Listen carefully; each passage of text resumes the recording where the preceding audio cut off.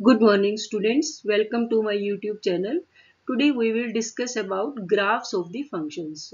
So in this we will discuss various types of graphs and what are the difference between those graphs.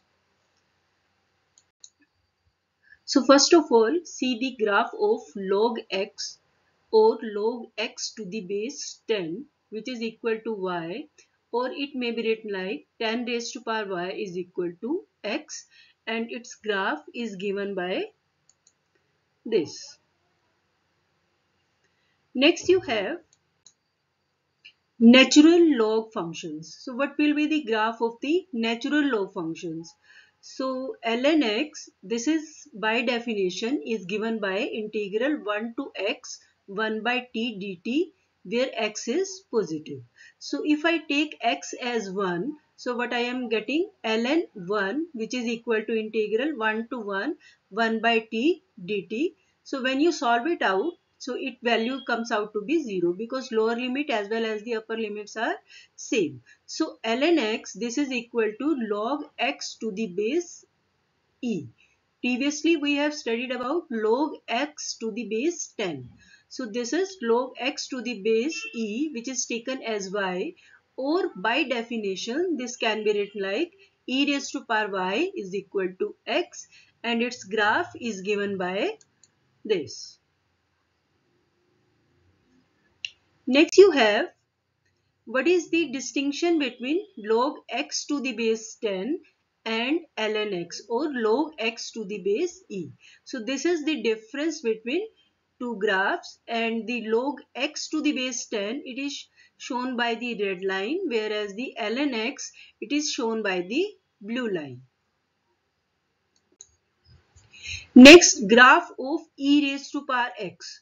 So as you can see that if I take y is equal to e raised to power x, then if I take x is equal to 0, this becomes e raised to power 0 is equal to 1. So graph passes through the point 0, 1.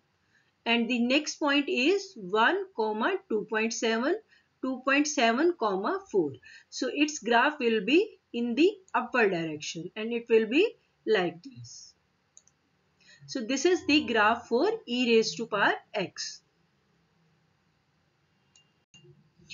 Now difference between various graphs.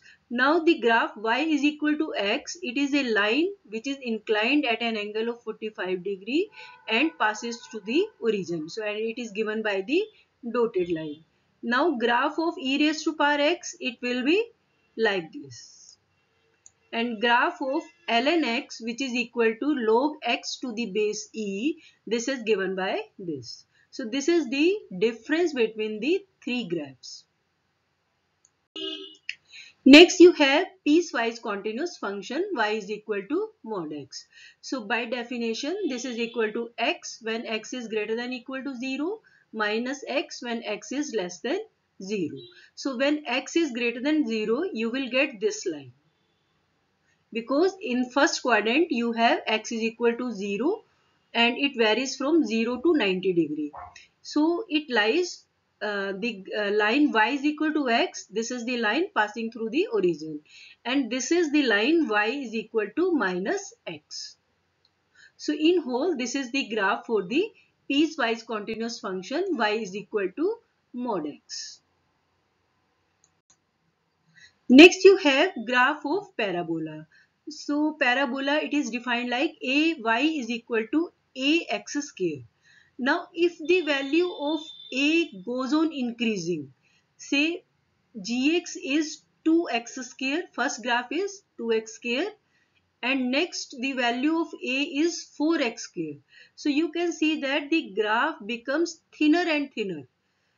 This is the graph for y is equal to 2x square, and this is the graph for y is equal to 4x square. But if it approaches towards 0, if the value of a it approaches towards 0, say hs is equal to 0.5, then 2 hx is equal to 0.25. So as a goes on decreasing or moving towards 0, graphs becomes wider and wider. So you can see the difference between the two graphs. So this is for y is equal to 0.5x square, and this is y is equal to 0.25 x square.